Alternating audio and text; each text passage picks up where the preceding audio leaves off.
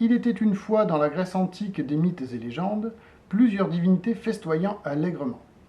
La fête battait son plein lorsque Dionysos demanda aux autres dieux réunis qui était le plus fort entre Achille et Thésée ou entre Méduse et Minotaure. Après bien des discussions, personne ne put se mettre d'accord, alors Dionysos proposa d'organiser des confrontations où les dieux pourraient soutenir leurs favoris.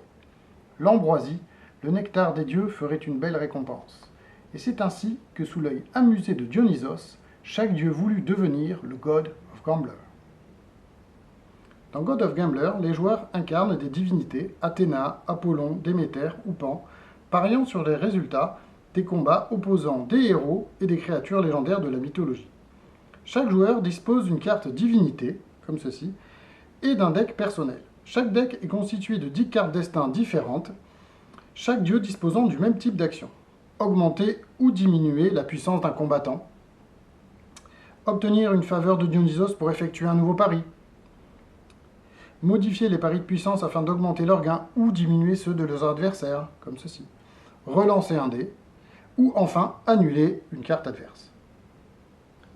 Les combattants sont ordonnés par ordre de puissance potentielle, de 1 à 3 étoiles.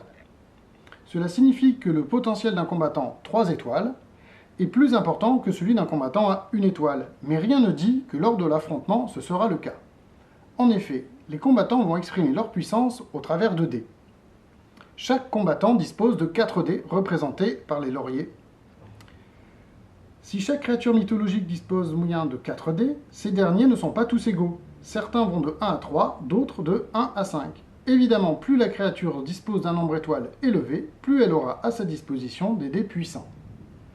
Dans God of Gambler, pour remporter la victoire, à la fin de la partie, il faut posséder plus d'ambroisie que ses adversaires.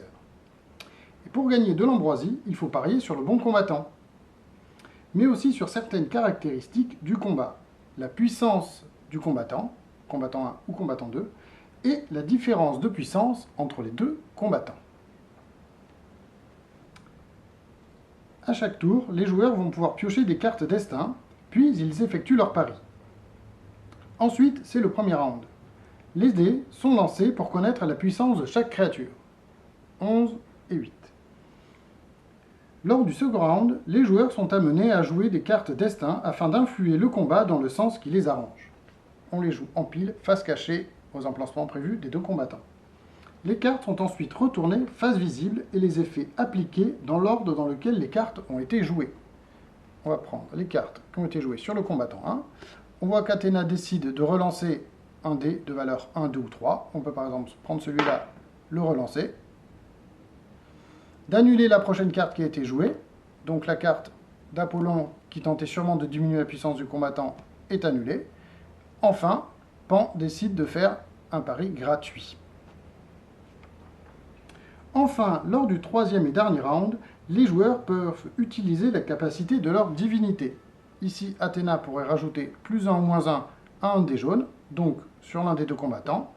Quant à Apollon, il pourrait rajouter plus 1 ou moins 1 à un dé rouge. Il devrait le faire sur Achille. Le twist du jeu est que les joueurs ne jouent pas à tour de rôle, mais tous en même temps et sous la pression d'un timer.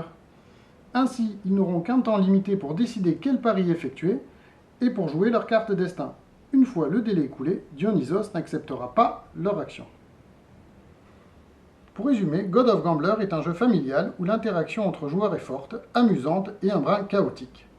Les joueurs devront soutenir leurs favoris tout en contrariant les plans de leurs adversaires. Mais n'oubliez pas qu'un dieu adverse sera peut-être votre plus précieux allié lors du combat suivant. Stratégie, feinte et diplomatie seront à n'en pas douter vos cartes maîtresses.